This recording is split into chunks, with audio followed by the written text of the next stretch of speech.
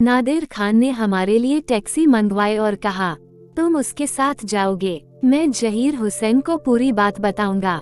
बाद में जो भी होगा हम एक दूसरे के संपर्क में रहेंगे। हम नादिर खान से सहमत थे। हम अस्पताल के आदमी के साथ एक टैक्सी में सवार हो गए। काफी दूर चलने के बाद टैक्सी एक कब्रिस्तान के सामने रुकी। टैक्सी से उतरकर हम कब्रिस्तान के गेट से दाखिल हुए। उस आदमी ने हमारा मार्गदर्शन किया और अंत में उस कब्र पर पहुंच गया जिसे उसने सोचा कि वह पापा की है। उसने कहा, यह कब्र है साहब। सरफराज भाई ने उसकी ओर देखा और कहा, क्या आपको यकीन है? यही तो हम दिन रात करते हैं साहब। हमने खुद उन्हें कब्र में उतारा। अच्छा ठीक है, सरफराज भाई ने कहा और उसके बाद हम पापा की कब्र की तरफ देखने लगे। मेरे दिमाग में एक वीडियो चला।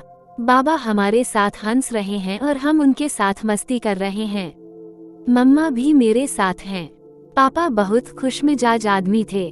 जब भी वह गंभीर होता उसे केवल वतन की याद आती और फिर वह बहुत देर तक गंभीर बना रहता, कुछ न कहता, पर अंदाजा लगाया जा सकता था कि उसे अपने सगे संबंधियों की याद आ रही थी। पापा के साथ कई यादें जुड़ी थीं। हमारी आंखों से आंसू बह रहे थे और हम सोच रहे थे कि यह पापा का अंतिम विश्राम स्थल है। वो पापा जिनका अपना एक अलग मुकाम और गुण था, किसे पता था कि वो यहाँ आकर ऐसे सो जाएंगे। तब तक हम गम में डूबे हुए थे और फिर सरफराज भाई ने कहा, चलो ये जगह याद होगी। जी हाँ, यह वही कब्र है जिस पर ख्वाजा फारूक बेग लिखा हुआ है। सरफराज भाई और मैंने कब्र को आखिरी बार देखा और हम वापस चल पड़े। कदम भारी हो रहे थे। यह सब कुछ यहीं छोड़कर जाने जैसा था। एक कथा एक लंबी कहानी है। अस्पताल का कर्मचारी हमारे साथ था। उसने कहा, सर जी, वही टैक्सी रुकी है, चलो उससे बात करते हैं। क्या आप सुमनाबाद जाएंगे? हाँ, मैं बात करता हूँ। उसने जाकर टैक्सी ड्राइवर से बात की और उसे पता समझाया। सरफराज भाई ने उन्हें 100 रुपए का नोट देना चाहा लेकिन उन्होंने मना कर दिया। नहीं साहब, थानेदार साहब को पता चलेगा तो नाराज हो जाएंगे। इसे रखें, आपको भी घर जाना है।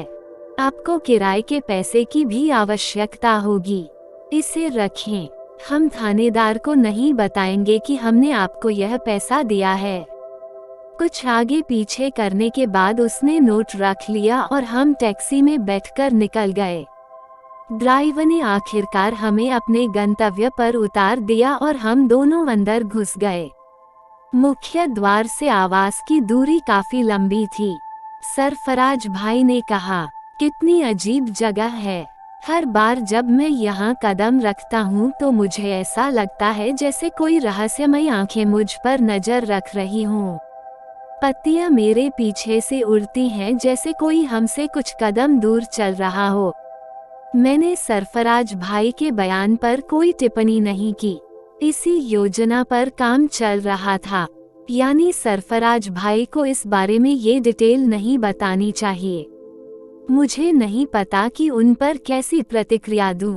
अभी हमारे साथ दूसरी घटनाएं हो रही हैं। ताया अबू सामने आ गया। वह हमारी ओर दौड़ा और बोला, क्या हुआ, आओ आओ अंदर आओ। हम उनके साथ बरामदे में बैठ गए। उन्होंने हमारे चेहरों से हमारे अवसाद को भांप लिया और बोले, क्या आप कब्रिस्तान गए थे? हाँ ताया अबू, हम पापा की कब्र देखने गए। अरे, आपने इसे जल्दी कर दिया। मैं भी साथ जाना चाहता था। कोई फर्क नहीं पड़ता कि हमने क्या देखा है। अब तुम हमारे साथ चलोगे? हाँ, मैं अवश्य चलूंगा। मैं तुम्हारे साथ चलकर देखूंगा और अगर संभव हुआ तो मैं सरकार से एक और कब्र बनाने और इम्तियाज अहमद को वहां स्थानांतरित करने का अनुरोध करूंगा। ताया अबू भावुक हो रहा था। हम कुछ देर खामोश बैठे रहे और फिर उन्होंने पूछा, क्या आप फ्लैट पर गए थे? हाँ ताया अबू, बहुत सी बातें पता चली। वहाँ कुछ अजीब था। रामजी साहब कौन थे, यह कोई नहीं जान सका। पड़ोसियों ने भी उन्हें नहीं देखा। ताया अबू ने एक गहरी सांस ली और चुप हो गया। उसी समय मैंने देखा कि कुछ लोग दूसरी ओर के उस दरवाजे से प्रवेश कर रहे हैं, जिसके दूसरी ओर हमारे रहने की व्यवस्था थी। ताया अबू ने कहा कि वहाँ सब कुछ पहुँच गया है, सभी उपकरण सेट हैं, लेकिन अब आपको वहाँ जाने की जरूरत नहीं है। और फिर देख, यदि तेरा मन चाहे तो जाकर वहीं रह। दरअसल मैंने इस जगह को इसलिए साफ किया है ताकि आपको यह न लगे कि आप यहाँ हमारे मेहमान हैं, बल्कि तुम लोग समझते हो कि अपने घर आ गए। जी ताया अबू, आपने वहाँ क्या किया है? सारा फर्नीचर दे दिया गया है, फिर जो भी जरूरत होगी मंगवा ली जाएगी। ताया अबू ने कहा। हम उनकी ईमानदारी को महसूस कर रहे थे, हालांकि उस समय एक अजीब सी गंध थी। ताया अबू ने कहा, अच्छा अब बताओ, कुछ काम का पता चला है क्या? मेरा मतलब कुछ ऐसा है जो काम करता है। नहीं ताया अबू, अभी तक ऐसा कुछ नहीं मिला है, लेकिन नादिर खान बहुत अच्छे इंसान हैं, परिवार के सदस्य की तरह सहयोग कर रहे हैं। हाँ बेटा, दुनिया में अच्छे और बुरे लोग होते हैं।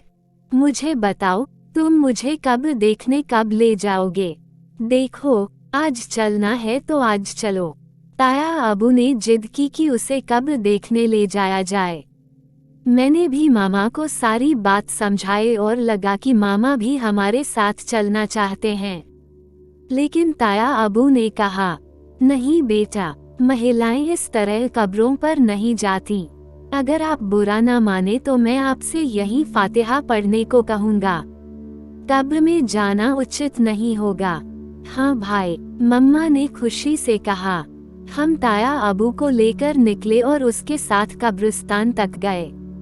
ताया ने अबू पापा की कब्र पर बैठकर फातिहा पढ़ी और आंसू बहाते रहे। तब उसने कहा, मैं कब्र को यहाँ से हटा दूंगा, मुझे यह जगह पसंद नहीं है, मैं इसे पकाऊंगी। ताया अबू उसके प्यार में बोलता रहा। वैसे भी यह एक व्यस्त दिन था। सुल्ताना और हीरा दानिया की देखभाल करते थे। दोनों बहुत अच्छी लड़कियां थीं। वो मम्मा का भी खूब ख्याल रख रही थीं। दानिया ने हीरा से कहा था कि वो उसे दादी की सेवा का एक मौका दे। दानिया ने रेगुलर नर्सिंग का कोर्स किया था। उन्होंने दादी के साथ हीरा के साथ काफी वक्त बिताया। खाना खाने के बाद हमने ताया अबू से इजाजत ली और अपने कमरे में बैठ गए। मम्मा और सरफराज भाई बैठकर बातें करने लगे। दानिया के चेहरे पर मुझे कुछ खास लगा। मैंने उससे पूछा कि मामला क्या है और उसने कहा, चलो भाई, दालान में मिलते हैं। सरफराज भाई और मामा ने दानिया को चौंक कर देखा, लेकिन मैंने दानिया का हाथ पकड़ लिया और बाहर आ गया। क्या कुछ खास है दानिया? हाँ भाई, दानिया बोली और मैंने उत्सुकता से उसकी ओर देखा। दानिया के चेहरे पर आश्चर्य था। उसने कहा, भाई, अगर मैं आपसे एक बात कहूँ तो क्या आप मुझ पर विश्वास करेंगे? हाँ, क्यों नहीं। क्या आप जानते हैं कि मैंने मनामा के एक बहुत ही प्रतिष्ठित अस्पताल से नर्सिंग का कोर्स किया है? मुझे नहीं पता, मैंने कहा। एक छोटी सी जानकारी मेरे पास उन मरीजों के बारे में है जो एक मानसिक विकार से ग्रस्त हैं और कोमा में चले जाते हैं। इन लोगों ने मुझे 8 साल से कोमा में रहने वाली दादी के बारे में बताया है। हाँ, मैं दानिया की ओर अश्रुपूरित नेत्रों से देखने लगा। यदि बेहोशी का रोगी होश में आ जाता है तो आपको यह मान लेना चाहिए कि वह ठीक हो गया है। उसकी बीमारी तब तक रहती है जब तक उसके अस्तित्व में कोई हलचल नहीं होती। दादी को होश आ गया था। आप विश्वास करें साहब भाई, उसने मेरा हाथ थाम लिया। उसने उसे होठों पर चूमा। प्यार भरी निगाहों ने मेरी तरफ देखा। मेरा हाथ चूमकर उन्होंने जाने दिया और फिर आंखें बंद करके पहले जैसी स्थिति में आ गए। मैंने उसे बहुत आवाज दी और उसे होश में लाने के लिए सब कुछ करने की कोशिश की, लेकिन अब उसके पास कोमा में रोगी के सभी लक्षण थे। मेरा विश्वास करो, मैंने सब कुछ पूरे होश में देखा है। क्या उस वक्त हीरा भी आपके साथ मौजूद था? नहीं, मैं उनके पास अकेला गया, दानिया ने कहा, और मैं एक अजीब स्थिति में आ गया और सोचने लगा कि दानिया को अपने कुछ अनुभवों के बारे में बताऊं या नहीं। लेकिन फिर वही विचार प्रबल हुआ कि दानिया को कुछ भी बताना उचित नहीं है, नहीं तो वह डर जाएगी। और अभी हम इस स्थिति में नहीं थे कि ताया अबू का घर छोड़कर कहीं और जा सकें। अगर मैं दानिया को हाल बता देता तो वह वैसे भी उस घर में नहीं रहती। हालांकि मेरे दिल में यह जरूर था कि दानिया सही थी। खुद मेरे साथ भी ऐसा ही हुआ है। मैंने अपने चेहरे पर आश्चर्य के भाव के साथ कहा, यह संभव नहीं है, लेकिन अगर आप इसे इतने भरोसे के साथ कहते हैं तो आपको इस पर विश्वास करना होगा। हालांकि अभी के लिए इसे अपने पास रखें और देखें कि क्या यह फिर से होता है। दानिया ने अपनी गर्दन हिला दी। वो कमरे में चली गई और मैं अपने कमरे में चला गया। सरफराज भाई मामा के पास बैठकर बातें कर रहे थे।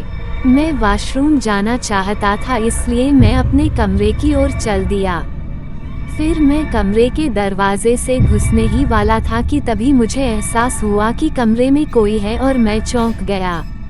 मामा अपने कमरे में थे और सरफराज भाई भी उनके साथ थे। दानिया मेरे सामने वाले कमरे में चली गई।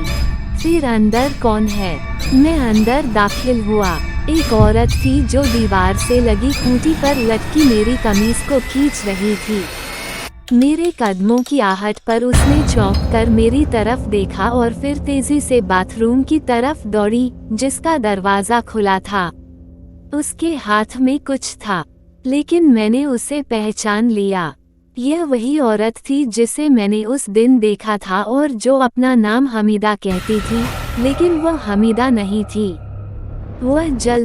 वह बाथरूम के दरवाजे से दाखिल हुई। मैं कुछ पल स्तब्ध खड़ा रहा, फिर बाथरूम की ओर बढ़ा और बोला, सुनना, तुम जो भी हो, बाहर आओ।